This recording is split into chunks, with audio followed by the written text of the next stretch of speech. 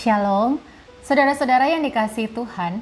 Pada suatu hari setelah menikmati makan siang bersama, seperti biasanya saya mencuci piring dan peralatan masak yang digunakan sebelumnya. Bertepatan saat itu, posisi matahari berada tepat di depan posisi saya yang sedang mencuci piring, sehingga sinarnya sangat menyilaukan mata dan karena cuaca di luar terik, sehingga panasnya menembus masuk ke dalam.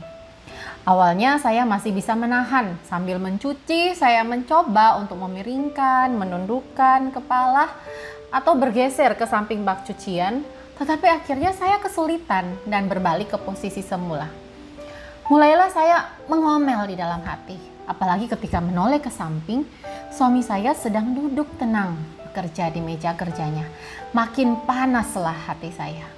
Setelah sekian lama, saya makin jengkel dan akhirnya saya pun menghentikan cucian sambil berkata dengan jutek, "Gak ada topi kah di sini? Atau apa gitu yang bisa dipakai supaya gak terlalu panas?"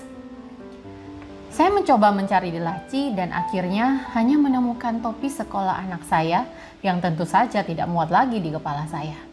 Saya pun menutup laci dengan agak keras, menatap tajam ke arah suami saya yang juga melihat balik kepada saya dengan ekspresinya yang agak kaget, juga bingung.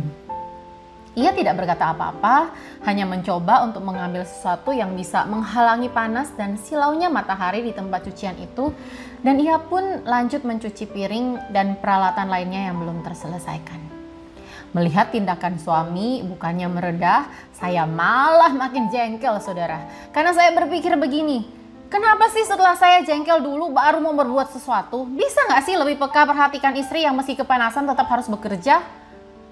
Saya pun mengambil segelas air dingin meminumnya, kemudian balik ke tempat cucian di samping suami saya dan dengan agak kasar mengambil piring yang sedang dia cuci dari tangannya. Sampai saat itu pun Hendra masih diam dan kembali ke meja kerjanya. Saya juga lanjut dengan cucian saya, tetapi entah kenapa mulai ada suara berkata dalam hati saya, "Kenapa kamu begitu? Marah gak jelas, kesal sendiri, jutek. Kalau kamu gak bilang memangnya dia bisa baca pikiranmu? Tidak berbuat sesuatu bukan berarti tidak perhatian kan? Bisa jadi ia sedang fokus memikirkan sesuatu dan bukan sengaja membiarkan kamu lagi gila kali ya." Pikiran-pikiran seperti itu menyadarkan saya, saudara-saudara. Iya ya, kenapa saya seperti itu? Setelah semua cucian selesai, saya pun masuk beristirahat di kamar sambil berpikir tentang apa yang telah saya lakukan. Saya menjadi malu dan menyesal karena tidak mampu mengendalikan diri saya. Bersyukur suami saya tidak bereaksi jengkel juga. Bagaimana jika kami berdua sama-sama tidak bisa mengendalikan diri dan akhirnya konflik hanya karena hal yang sangat sepele? Saudara, saya pun mengingat firman Tuhan dari Amsal 25 ayat 28 berbunyi demikian. Orang yang tak dapat mengendalikan diri adalah seperti tembok kota yang roboh temboknya. Saudara-saudara, dari sebuah tafsiran menjelaskan bahwa keberadaan tembok kota dalam ayat tersebut memberikan dua implikasi.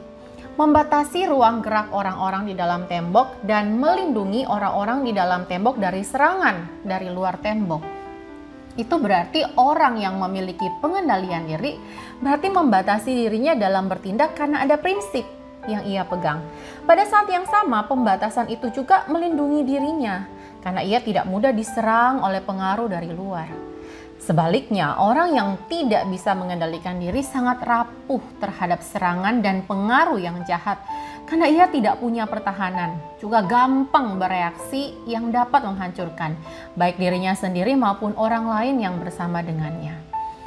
Saudara-saudara, setiap hari kita sangat mungkin mengalami berbagai kondisi yang dapat memicu kita lepas kendali. Menemani anak belajar online sambil mengerjakan pekerjaan rumah, tekanan pekerjaan di kantor, bisnis yang masih sepi, komunikasi yang tidak efektif antara suami istri, godaan belanja online, pandemi yang belum teratasi, dan masih banyak lagi. Karena itu saudara, kita sangat butuh pengendalian diri tentunya dengan berpegang pada prinsip firman yang Tuhan berikan, supaya kita tidak salah bereaksi dan melukai. Saudara-saudara, kiranya Allah Roh Kudus melalui firman Tuhan pada hari ini menguatkan dan memampukan setiap kita. Amin.